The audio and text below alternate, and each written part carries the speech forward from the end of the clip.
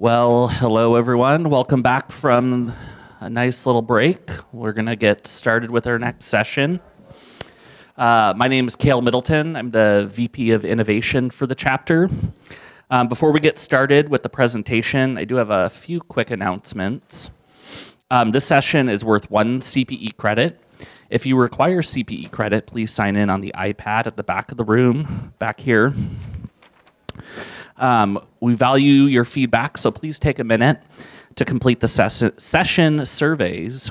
Surveys will be sent to the email address that you provided at the time of registration and should be received 15 minutes prior to the end of each session. A link can also be found on the conference app.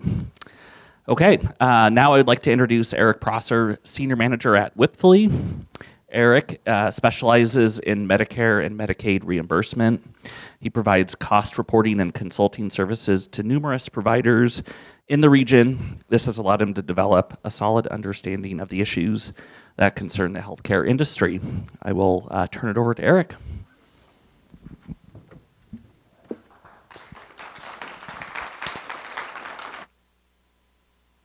All right, well, thank you, everyone. Happy to be here.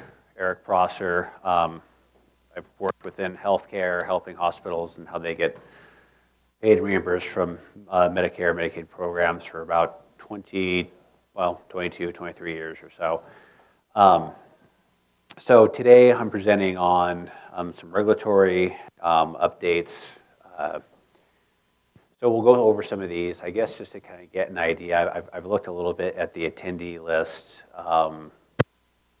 Critical access representation here. Maybe raise your hand. One, two. PPS hospitals. A couple there. Many rural health clinics, or provider-based rural health clinics. So there's a few there. Okay. Well, that's kind of the focal point of what we're going to go over today. About myself, kind of what we're covering here today. I'm going to go ahead and get to our first slide. Some of the regulatory changes that I'm covering relate to a CMS transmittal that has recently come out. It specifically relates back to some of the requirements for cost reporting for periods that basically begin on or after October 1st, 2022. So that pretty much means any hospital here that is a PPS hospital that meets these requirements have to essentially fill out some additional paperwork, which I'm sure either you're already aware of or it's not too favorable of new news. The first relates back to dish day reporting. Traditionally, when you file your Medicare cost report, if you are claiming dish days for dish eligibility for Medicare, you're probably doing some sort of back-end mining of days. This is basically to make sure that you're capturing all of your in-state, out-of-state, crossover Medicaid days accordingly to report on your cost report. It's that value, that percentage, which ultimately drives your dish percentage, which relates back to a component of payment for a PPS hospital that gets settled upon dish. This new requirement we have up here is a new template, template 3A, and basically what this requirement now is historically, if you claim dish days, those days at some point would be audited. And based upon the audit, it may or may not have an impact on reimbursement or settlement. The requirement now is that these days be reported at the time of the filing. So that's essentially what this new template does. This in the format really shouldn't be anything that's terribly new, but as far as the requirement for having this populated for the time of filing, well, I guess on one hand you should be tracking this already, but even if you are or not, this is just another layer of having to complete some additional work related to this. So I have just an example up here. And I'm just going to go ahead and skip to the next slide. We'll kind of go through some of the details of what's really being shown here. So basically, every unique Medicaid patient requires unique Medicaid number, the state plan code. You're identifying if it's restricted or unrestricted Medicaid eligibility. There's also a component that comes into play here as far as Medicaid patients that are there for labor and delivery services. So some of this all comes into play as far as columns 9 through 12. That's the Medicaid days. Really, just a couple of the takeaways that we just want to cover here would be that up until delivery, the patient count is just the mother. Post-delivery, now your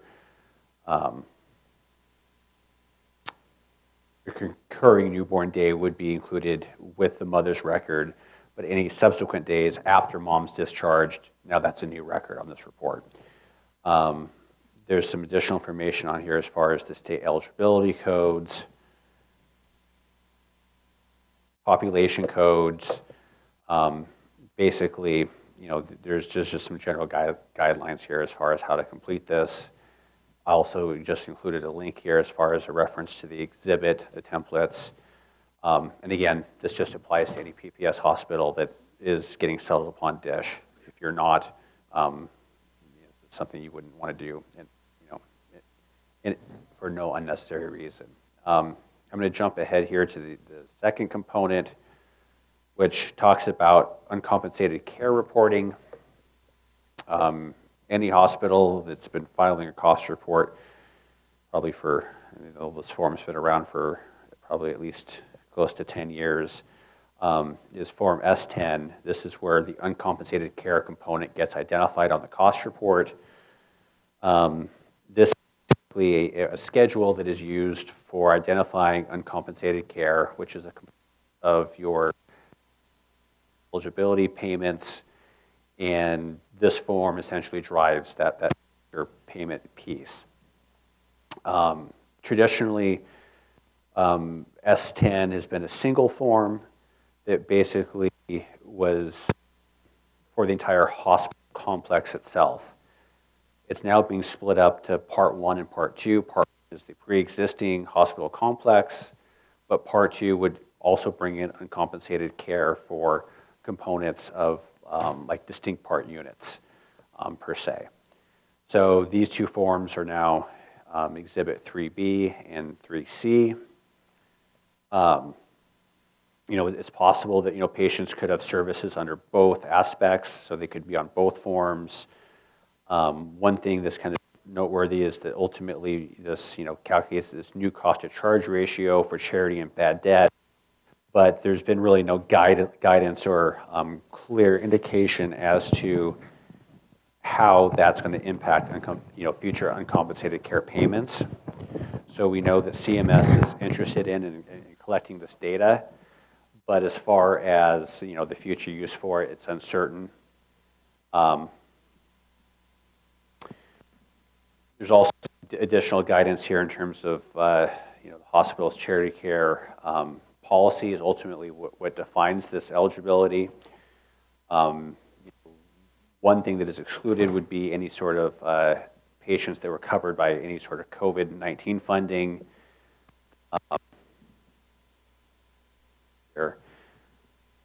And that pretty much covers what that form looks like. If we jump ahead here, here's an example of the 3B for charity care charges. Again, this is completed for a component of S10 reporting, so this would apply to more hospitals. But again, it relates back to that DISH component ultimately. I did include just some guidance as far as what some of this means as far as column 6. Ultimately, there's some codes for identifying insured, uninsured, or insured but not covered. And ultimately, as far as what they're calculating here, total charges minus patient charges minus co-insurance deductible payable, third-party payments, contractual adjustments, other payments, patient payments, bad debt. So basically, any level of payment that went against that account compared to the total charge is ultimately how you're deriving at that charity care write-off amount.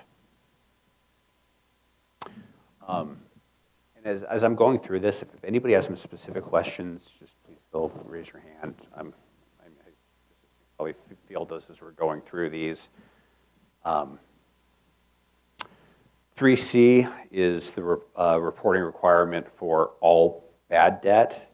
This is not Medicare-specific bad debt that you claim on your cost report for payment, but this is just the identification of your hospital's total bad debt. So very closely mirrors the charity care layout as far as the format and what this ultimately is. Again, this column 17 that is essentially the identified total bad debt write-off amount is essentially the patient bad debt ratio. So there's a calculation on how that occurs. That ratio gets applied against payments, discounts, and allowances and subtracts the result from total charges. And again, I've got a link included in the slide just for the CMS specific form that can be used for that. The third change that we're going to cover is related to a pre-existing form that any hospital, rural health clinics, all should be somewhat familiar with, which is your Medicare bad debt. Previously, the Medicare bad debt exhibit was 10 columns. It has now been expanded to 24 columns. A lot of this, though, really relates to kind of some additional definition of some of the same information ultimately. So if I look closer here, we have columns 14 through 17, which are basically some sort of write-off, collection, return from collection, collection ceased, or write-off date. All those could be unique dates. They could all be different dates. A lot of times when you go through a Medicare bad debt audit, this is the type of information that is being asked at the time of the audit. Now they're asking for it to be included on the form.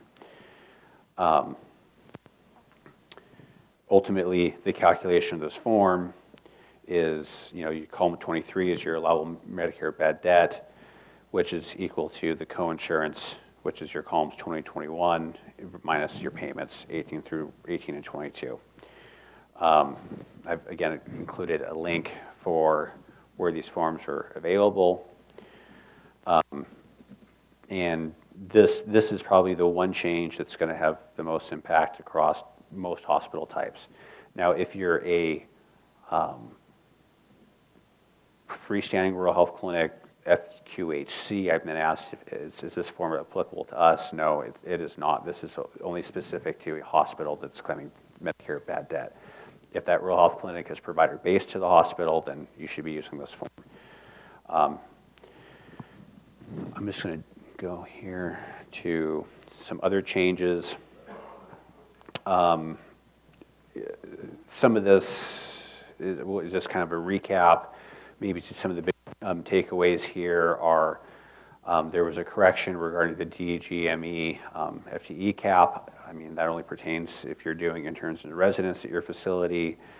The low volume component for a hospital it's been extended through 12/31/2024, so that's a hospital with less than 3,800 total discharges and must be at least 15 miles away from the nearest like hospital. Those are the two requirements, and then if you meet that, there's basically a sliding scale up to, I believe it's a 25% add-on of your DRG payment for the hospitals that are at that highest level threshold. One more just minor change is on the upcoming, I've already seen this, but if you had expanded beds related to COVID, there's now a subsection as far as where those days and beds get reported on the cost report. So as far as the tracking related to those days, it should be separately broken out. And it needs to be broken out for both Medicare, Medicaid, and total days.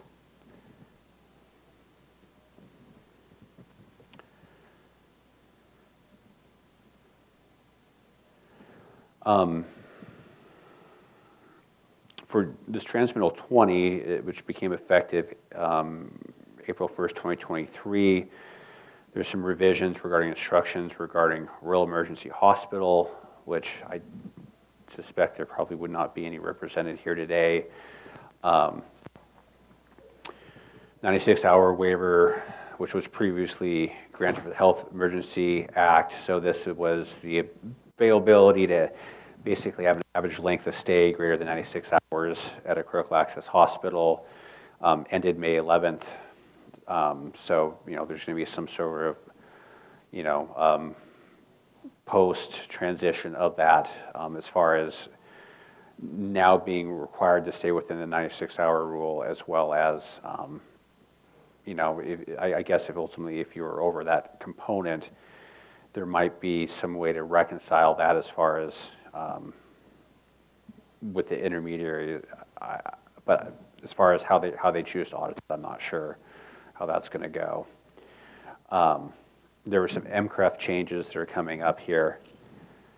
The MCREF is more or less the electronic portal to file your cost report, and through that portal, CMS started requiring the MACs to share a lot of documentation that was normally being mailed or sent directly to the hospitals.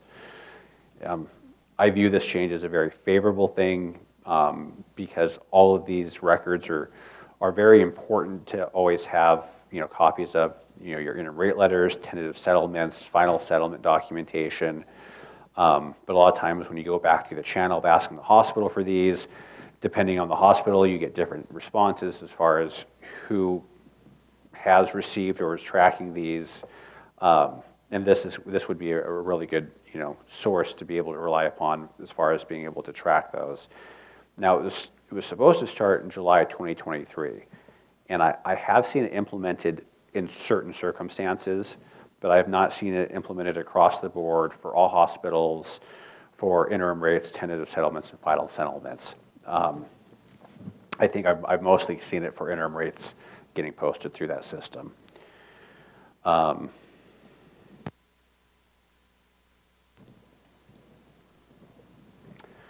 I'm going to go into some rural health updates.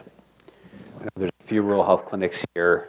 Some of this information I think has been previously presented, and now it's basically been finalized.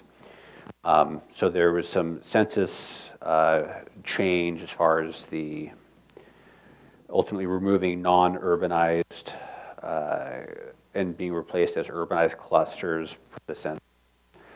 I'm going to keep going here. Slide is that. Yeah, that's good.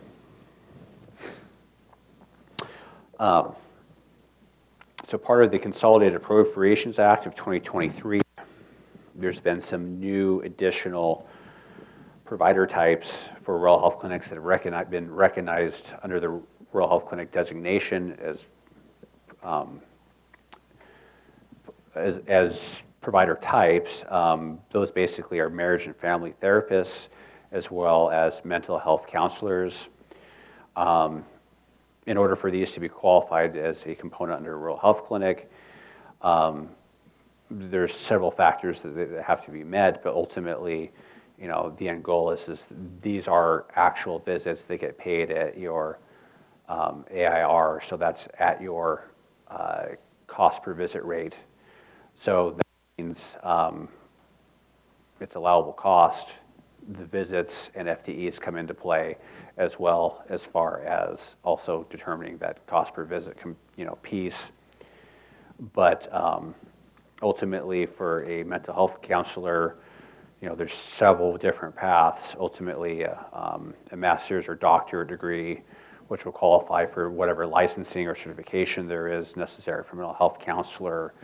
There's also some requirements regarding at least 2 years of clinically supervised experience and any other licensing requirements that might be required based upon the state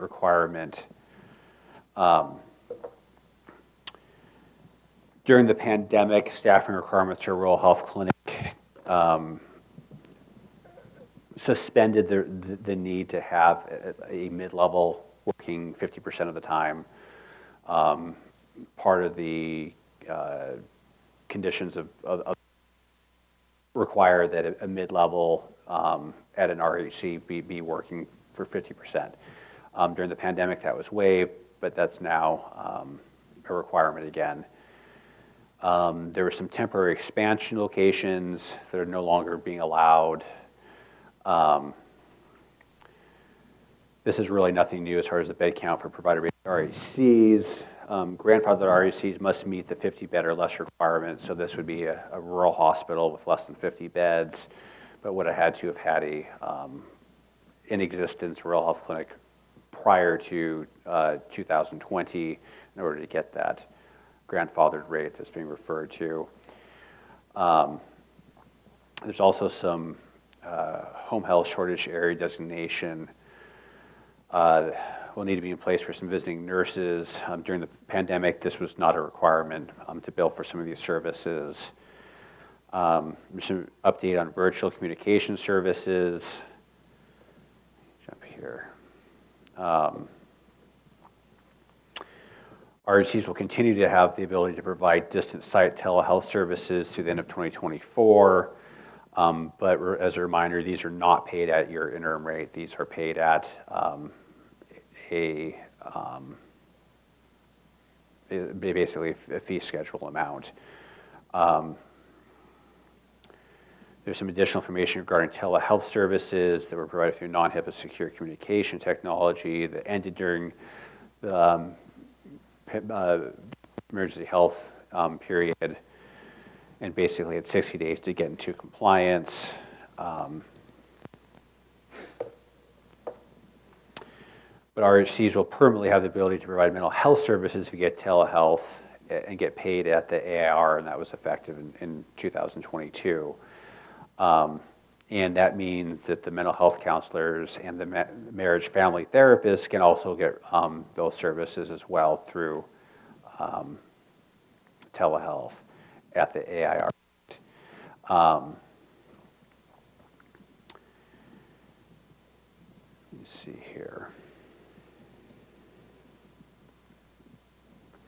We have some proposed RHC regulations that are coming up as far as some final rules that have come through. Most of these were the same as what was being proposed as of July of 2023. These are finalized.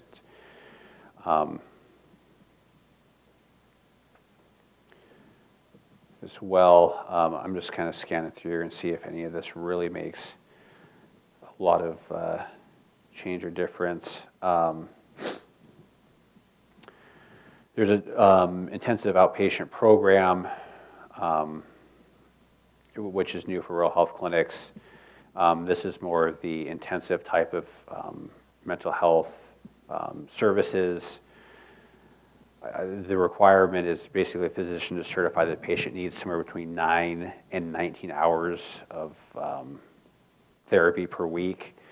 It has a proposed payment per day, but this is ultimately going to be treated as a non-RHC service, which means you get paid at a fee basis, but the cost component of this gets carved out of your actual cost per visit calculation.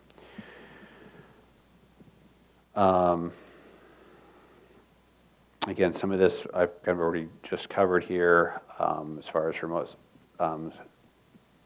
psychological monitoring. There's some proposed new management codes for community health integration and principal illness navigation.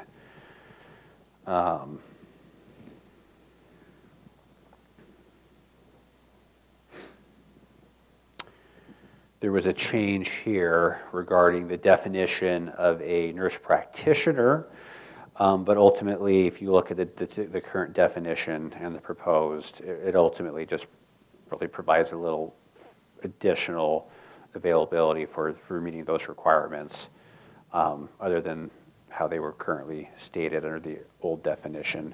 So ultimately, I don't really view that as much of a change.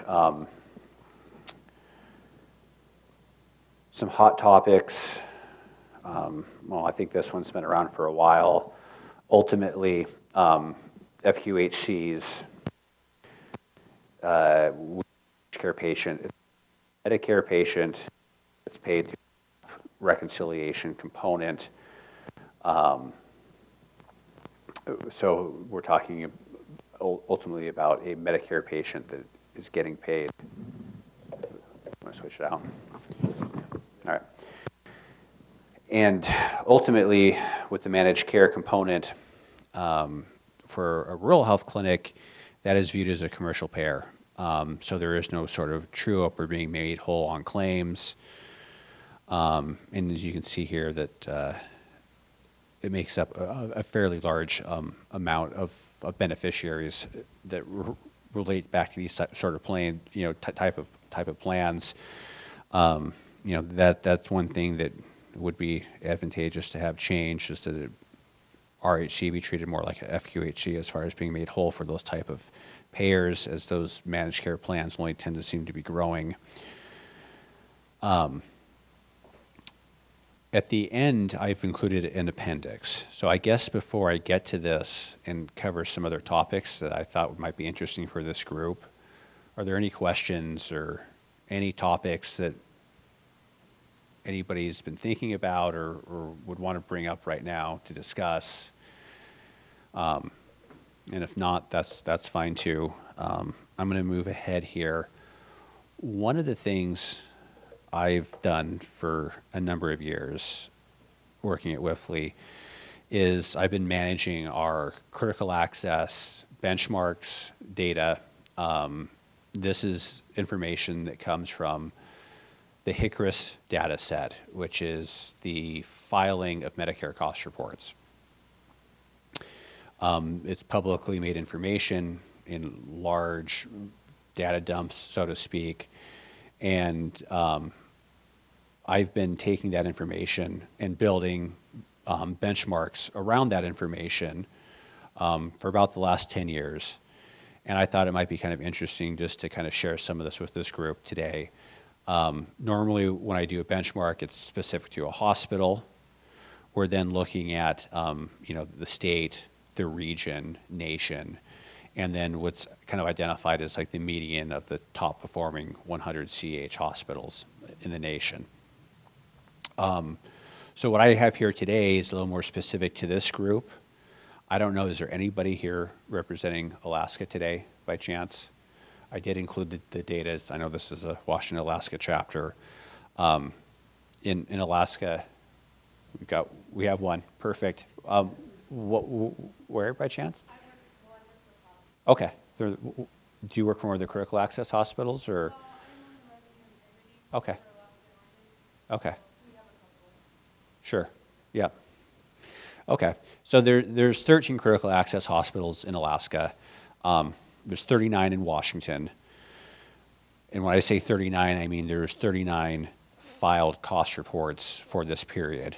There potentially could be more if there, for whatever reason, a report was left out, then it's left out of this data set. And then as far as Western, we're looking at Western states, the total of 299 critical accesses that we're benchmarking. So some of the kind of information that's being shown here is ultimately against, in this case, what's being defined as the top performing critical access hospitals, which is basically based off of, I believe, Becker's assessment of the top performing hospitals that give out a reward. And anyways, this identifies those. And then from here, we've got the 25th and 75th percentile, but really it's that middle column of the median, which I kind of like to focus against. When you get to the 25th or 75th, you're kind of looking at some outliers, and good or bad. So, just some of the takeaways that I see from this data, and this is based upon 2022 reporting data, which is pretty much the most recently available data that's out there. It's always about a year behind. When we look at, this first section, it's a breakdown of patient statistics. And we're looking at, for example, Medicare inpatient days. You can see, Alaska, it's about half of what Washington has, 275. Washington's about 518. But when you start comparing against the median of the top performing, you start seeing quite a few similarities between the hospitals that make up Washington and that median, both as far as the day statistics. You can see, for example, in Alaska, Medicare utilization of inpatient services is about 39%, and in Washington, it's higher. It's at 50, and that Western region falls kind of in line with that at 47. But again, when we compare to that median of the top performing, it's 58% Medicare utilization, which is, in my view, is it's probably why you're seeing the higher percentage as far as the top performing, is you're covering more of your costs with that Medicare critical access program. So if we look at the hospitals that provide swing services, we can see that the Medicare days within Alaska, it's a higher representation, about 267, but about 387 in Washington, and the the states kind of in between that, as far as the western states, and the top performing actually have a higher swing bed utilization, which is also speaks to having more days that cover that cost component. You have a question? Acute Medicaid days Yep. for Washington, it shows only 29. Do you not have OB in there? So I think what answers that question is the fact that this is looking at the days that fall in a specific line and column for Title 19, and it's not pulling in any sort of managed care component days. So, and I think in Washington, there's been a big move towards a lot more managed care, and that's probably what we're seeing here. So Okay. it's not that we're not capturing OB. So by definition, any service post-delivery would and should be captured in that day amount. But because this is coming from the filed Medicare cost report, the breakout of those days probably aren't quite as correct or accurate as they would be in the total day count. And because the managed care, the HMO days, get reported on a separate line from the traditional days, they're really pulling that line. I think that's the variance that we're seeing here. Are there any other questions? If not, I'll kind of just pointing out some of the things I see here. So again, the swing bed Medicare utilization, Alaska's 61%, Washington's 42%, the Western 60%. But when we look back at the median of the top performing at 76, so again, it speaks to the likelihood of higher performance associated with a larger portion of your services being covered by the Medicare program. We have some average length of stay data, but all that looks pretty in line with each other. I don't think anything really jumps out for me there. The calculated average length of stay, it's a little bit longer in Washington, but I think that's just circumstantial, really. The next section's interesting, but again, when we're talking critical access hospitals and costs and rates, those are all very specific back to the facility we're talking about. There's a certain component of cost of providing service. If you have less days, then we're talking a higher cost per day. If you have more days, the cost per day is going to be a lot lower. But as we can see here, just from the next section, we have some cost components. If we go to that third line and we look at the Medicare cost per day for one inpatient day in Alaska at $6,400. Washington is less, it's $4,700. I don't find that surprising at all as far as higher costs in Alaska divided by less days. You're going to end up with a higher cost per day.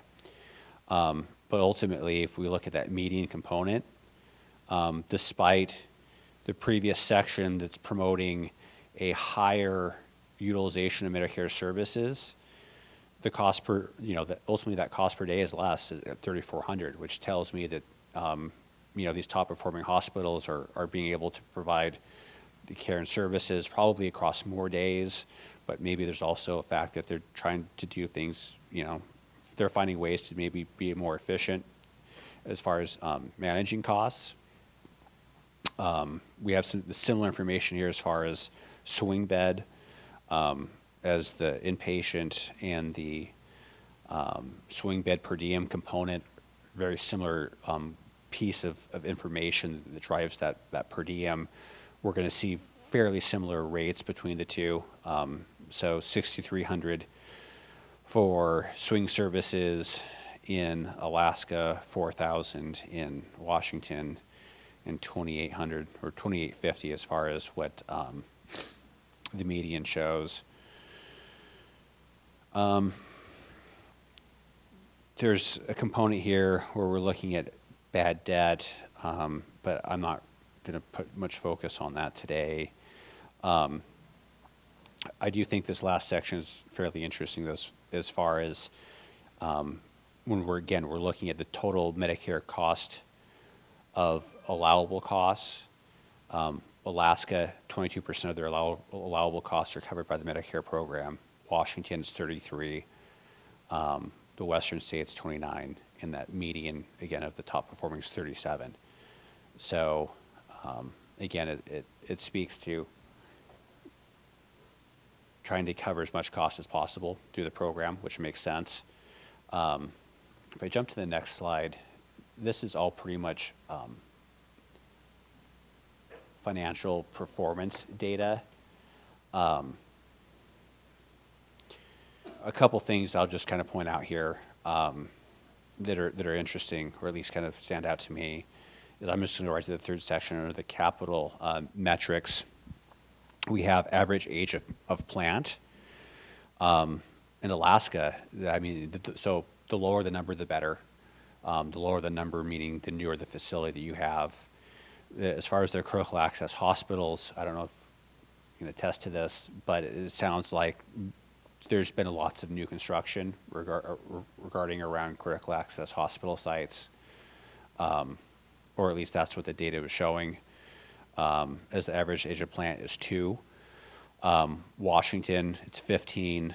The western part of the United States is 12, and those top performing is 13. So, and again, that makes sense. Having a newer facility is more appealing to your, patient population. One of the other things that's interesting is the FTE component. As far as FTEs, these are total FTEs per site. Alaska has always had very high FTEs. I have one hospital in mind that I'm aware of there that might be kind of swaying that, as they're one of the 12, and it's fairly large. It's a very large critical access hospital that's probably really skewing that. But interestingly enough, I would have expected that the salary per FTE in Alaska to maybe have been a little bit higher than just actually being in line with the Western. At 76,000, Washington's 86,000, and the Western region is 77. So I'm just going to kind of scroll through here. I'm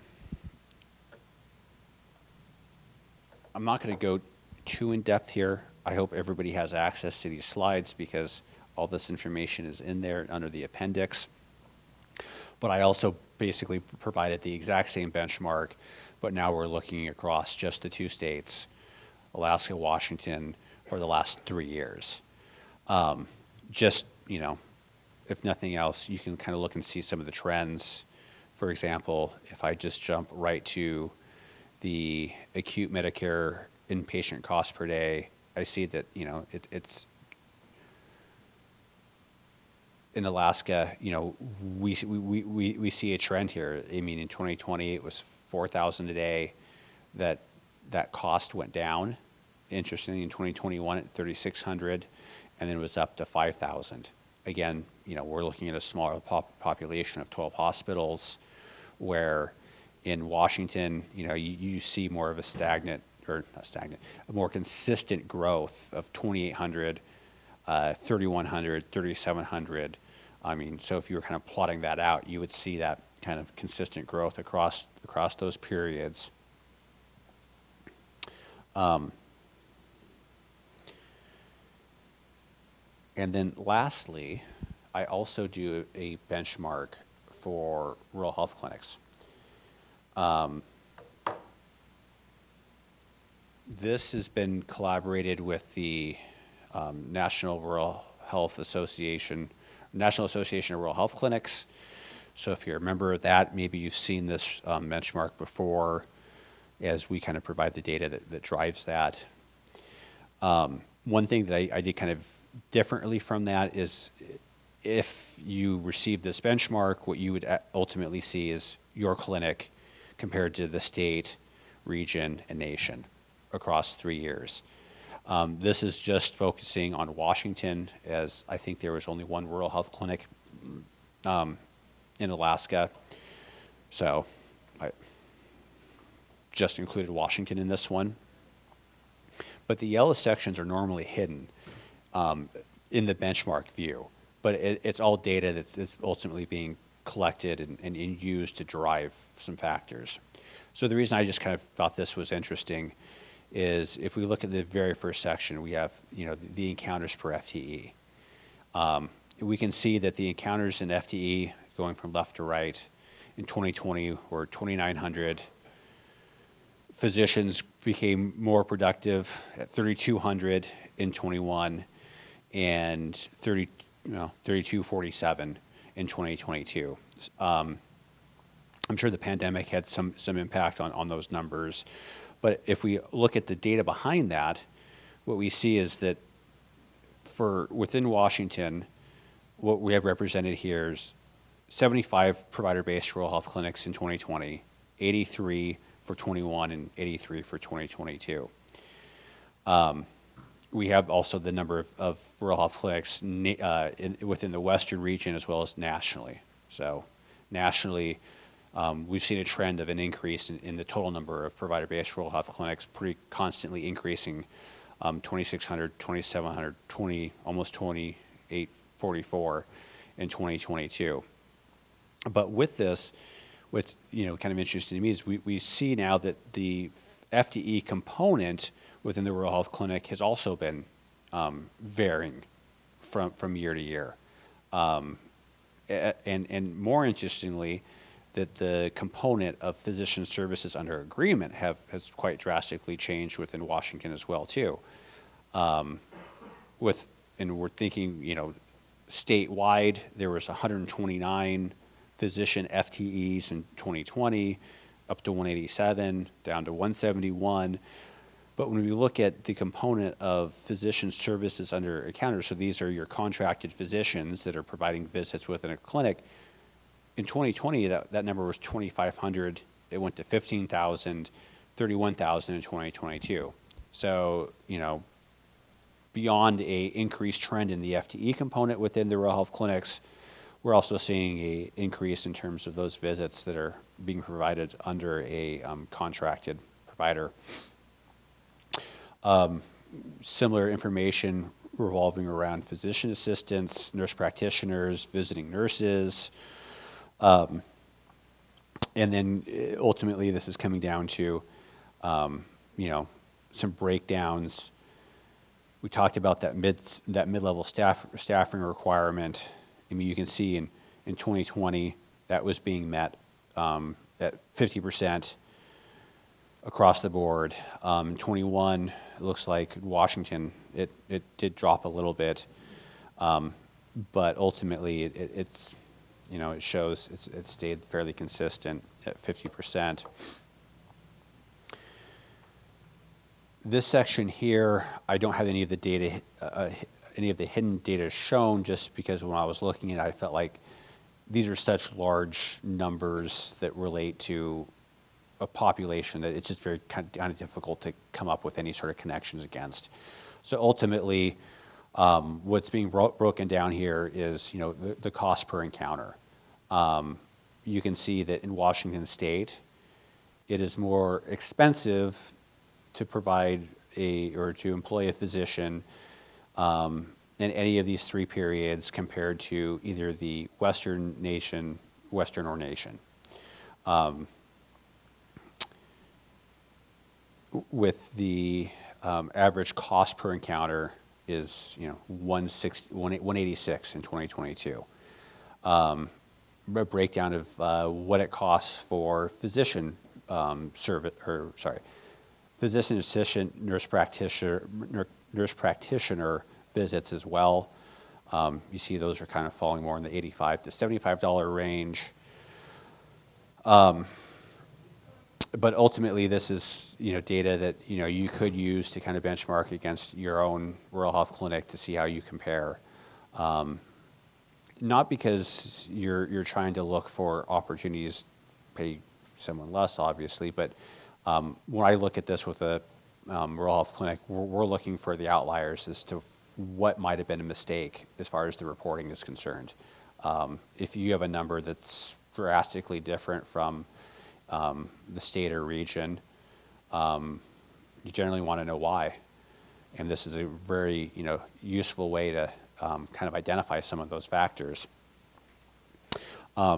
Just lastly, one of the things I also look at on here that is always, I just kind of use as a measure, especially when I'm working with provider-based rural health clinics, is we have some averages on here for pneumo and influenza injections. So if you're a provider-based rural health clinic, you have the option to not bill those and actually claim them through your cost report.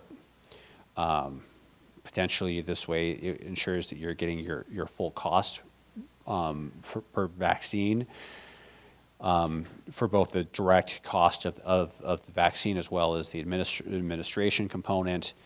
But I like looking at this because it gives some pretty interesting information. And like one thing, for example, if we look at our pneumococcal injection, in 2021, that cost per injection within the Western, so not just Washington, but all areas, really spiked at $471 an injection, which is very high, obviously, from what I see. And when you really look at the national numbers, we're at $329, $350, $360 for a pneumo. Some of the varying factors are there's different types of pneumococcal injections that could be, being administered, so that drug cost does play a factor in this. But I'm still looking at this wondering, I don't know why the Western states would have seen such a spike in 21 specific to pneumococcal and then only see it decrease subsequently. But that's kind of one of those things that's, I guess to answer that question, you would look for what's the outlier as far as what was driving that factor up. But anyways, I'm kind of zeroing in on my time here today. Are there any questions or any thoughts or? Yes. Curious, knowing that over 100 hospitals were closed over last year, did you see that? What kind of impact from a financial perspective did you see that take place in Washington and in Alaska with closures, or is that included in any of your data? Well, this data is only current through 2022. Okay. So if it was a closure that took place in 2023, we'd have to wait until all those reports are filed and collected before we could see what that looks like. But as far as, talking specifically here, we're showing that, that there has been no closures between the years within Washington. as we have the same number of reports per year per period. So, and again, if you work at a critical access hospital, or you have a provider-based rural health clinic, or even a freestanding rural health clinic, and you're interested in any of these reports, feel free to reach out to me, and I can gladly provide one. So, otherwise, if there's no other question. This is very useful, thank you. Do you happen to have it for your prior to 2020? I have, Or some of it? I have it back to when they started publishing this data, which I think would probably be around 2012. Okay, I'll reach out for sure. It's because it's hard to tell. I'm sorry. It's hard to tell.